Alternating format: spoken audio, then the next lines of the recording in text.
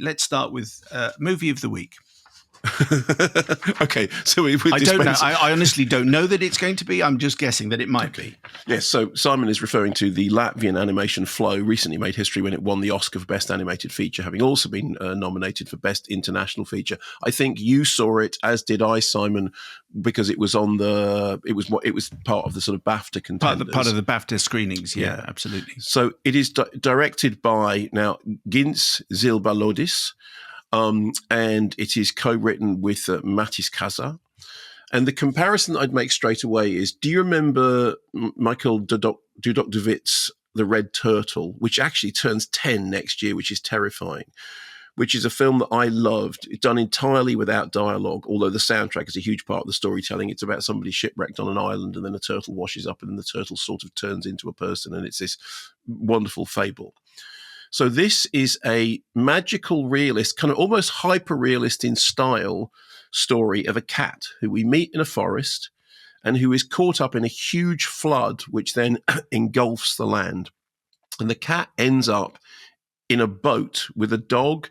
Is it called a capybara? Is the sort of the beaver-like thing is a capybara, right? Sounds about right. Yeah. A wounded secretary bird, a ring-tailed lemur, and together they voyage through this world of water, encountering the remnants of ancient civilizations, which are now sort of been laid low by nature in revolt.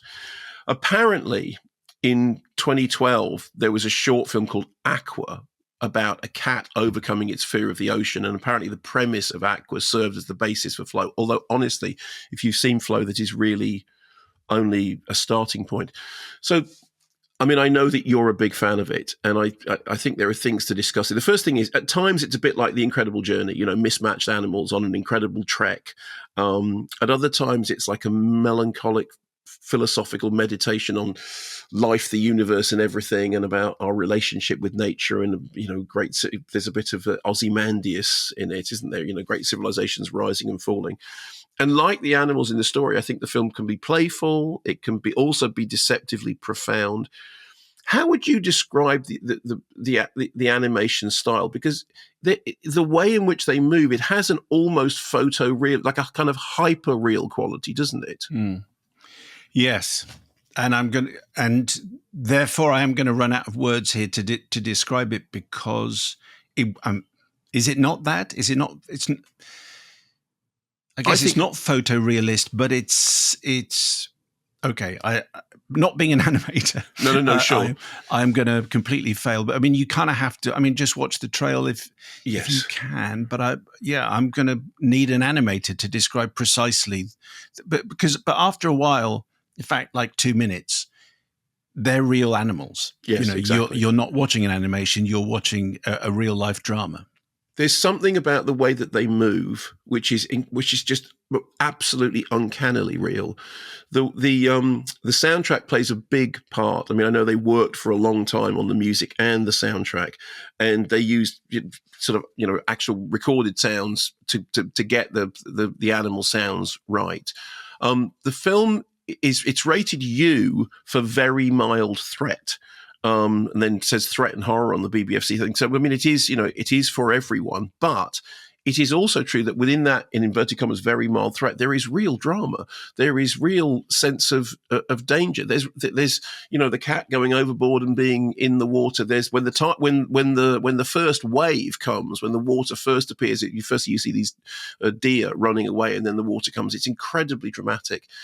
I mean, it's a sort of dream of a movie, and I said magical realist, hyper real style. You do feel that all these characters. You could reach out and touch them. Yeah.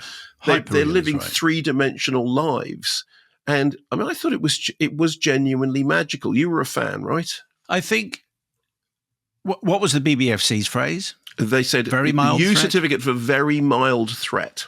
My assumption was it's a post-apocalyptic film because Yes. everybody's dead. So if you Well, can everyone's just put gone. that to one side, Everyone's gone. That's the point. Rather than dead, everyone's gone, right? but they've been raptured. They've all gone to heaven. No. But I'm just saying that it's not a film which is full of dead bodies. It's a film in which the world has it's a world of water. In the world, who did that? New music. World of water. That's and it. you're swimming against the tide. That's right. This is very surreal reviewing.